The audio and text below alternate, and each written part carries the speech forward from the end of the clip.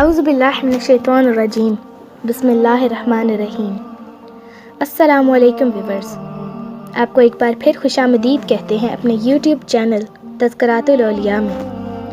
اگر کوئی ہمارے چینل کو پہلی بار دیکھ رہا ہے تو آپ سے گزارش ہے کہ ہمارے چینل کو سبسکرائب کر دیں اور بیل آئیکن کو کلک کر دیں تاکہ آپ ہمارے آنے والی تمام ویڈیوز کو دیکھ سکیں اور باخبر رہ سکیں۔ ساتھ ہی لائک اور شیئر بھی کر دیجئے اور ہمیں کمنٹ کر کے بتائیے کہ آپ کو ہماری ویڈیوز کیسی لگیں۔ تو آج کی ویڈیو کا آغاز کرتے ہیں۔ آج ہم آپ کو حضرت امام حسن اور حسین کی زندگی میں ہونے والے چند واقعات بتائیں گے، جس میں پہلا شامل ہے ہرنی کا بچہ۔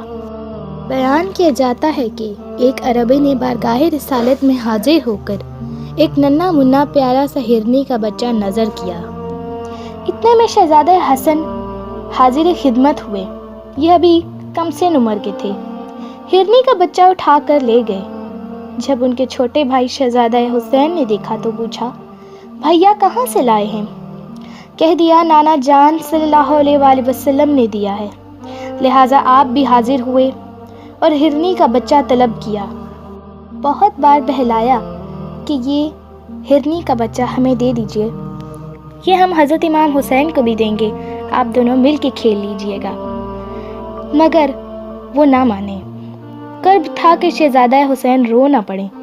اتنے میں ایک ہرنی اپنے ساتھ اپنا ننھا منا ہرنی کا بچہ لے کر بارگاہ رسالت صلی اللہ علیہ وآلہ وسلم میں حاضر ہوئی اور عرض کیا، یا رسول اللہ، میرا بچہ اس عربی کے ذریعے آ گیا اور دوسرا بحکم خداوندی میں خود لے کر حاضر ہوئی ہوں کہ شہزادہ حسین اس کو مانگ رہے تھے، اور اگر وہ رو پڑتے تو فرشتگان عرش کے دل ہل جاتے۔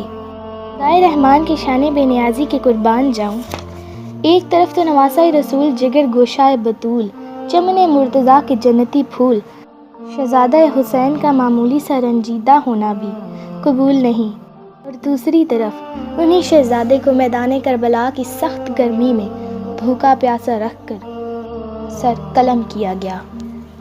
دوسری جگہ بیان کیا جاتا ہے کہ ایک بار دونوں شہزادے، شہزادہ حسن اور شہزادہ حسین نے تختیاں لکھیں اور حضرت مولا علی کی خدمت سراپا شفقت میں حاضر ہوئے اور حاضر ہو کے عرض کیا، بابا جان بتائیے دونوں میں سے کس کا خط اچھا ہے؟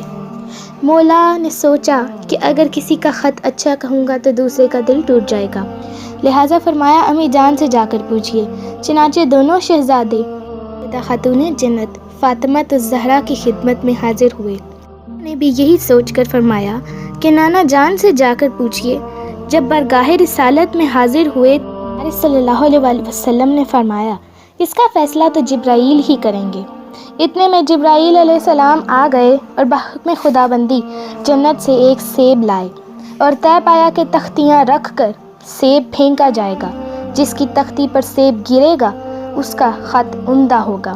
حضرت جبرائیل علیہ السلام نے سیب پھینکا تو وہ 2 ٹکڑے ہو گیا۔ آدھا سیب شہزادہ حسن رضی اللہ عنہ کی تختی پر گرا اور آدھا شہزادہ حسین رضی اللہ عنہ کی تختی پر گرا۔ اس سے یہ طے پایا کہ حضرت امام حسن اور حضرت امام حسین دونوں شہزادے ہی جنت کے جوانوں کے سردار ہیں اور کوئی کسی سے کم نہیں۔